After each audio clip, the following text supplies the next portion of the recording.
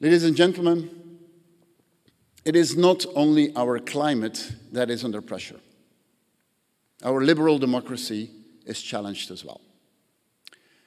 What used to be self-evident 10 years ago is no longer today. When I was a teenager, when the Iron Curtain came down, liberal democracy was something people worldwide aspired for, admired us for. Today, the leaders of China and Russia have chosen a different path, the path of autocracy. Even here in Europe, some want to install illiberal democracy, as if something like that actually would exist. Liberal democracy is not the easiest answer to our current challenges, but it is the right one, for the simple reason that it means all of us deciding together on where we are headed. Liberal democracy is not about having a strong leader. It is about strong leadership. It is my deep conviction that strong leadership is based on diversity and on inclusion.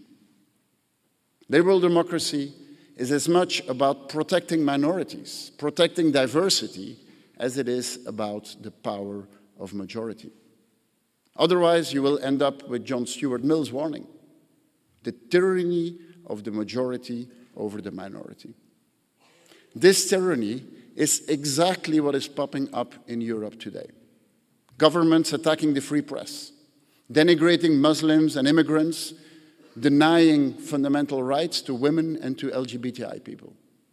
While our European liberal democracy is exactly the opposite.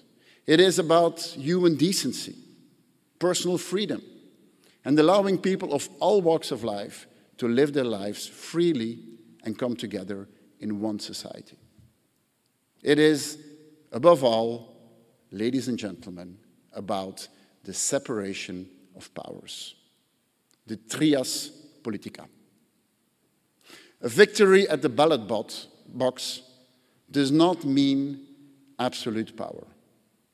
Independent courts enforcing civil liberties are a crucial part of democracy, because it are these courts that need to be strong enough to stand up against the tyrannic majority. This is why the recent attack on the European Court of Justice is completely unacceptable. European governments that are not willing to respect the ground rules of liberal democracy, they undermine all trust. Trust between member states, trust between the peoples of Europe. Trust we need if we want a common future. To those who give incendiary interviews and think it's necessary to declare a new world war in the Financial Times, I want to say, you are playing a dangerous game. You are playing with fire when waging war with our European colleagues for internal political reasons. This is not about misplaced arrogance of the so-called old member states. Yes, maybe founding members of us sometimes were guilty of camping on the moral high ground, but not this time. This is not an issue of West against East, of old against new. This is about an overwhelming majority of member states, from the Baltics to Portugal, who agree our union is a union of values, not a cash machine. You cannot pocket all the money, but refuse the values. So what is the way out of this stalemate? We should not kick these countries out, as some suggest. We should call them out.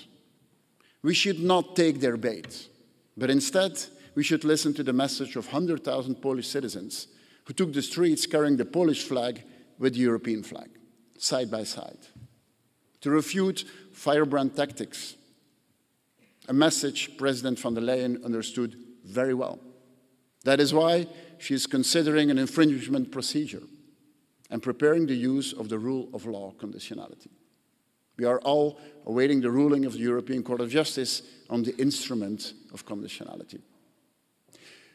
But make no mistake, the European Council should not let the European Court of Justice fight this fight on its own. We should avoid past mistakes and not leave it to the Court of Justice to solve this crisis on its own, just as we left it to the ECB to clean up the sovereign debt crisis on its own. This is a fundamental political problem that needs to be solved politically by the Council and by the European Parliament, by setting out and anchoring the ground rules of our Union, the rule of law, democracy, and all the fundamental rights, things that have been so self-evident for so long, but it seems no longer are today. And by making these ground rules enforceable, better than they are today. If we really want a Europe that delivers, a phrase that we have heard so often, we need to fix this problem. Anything short of this would mean little more than rearranging the deck chairs on the Titanic.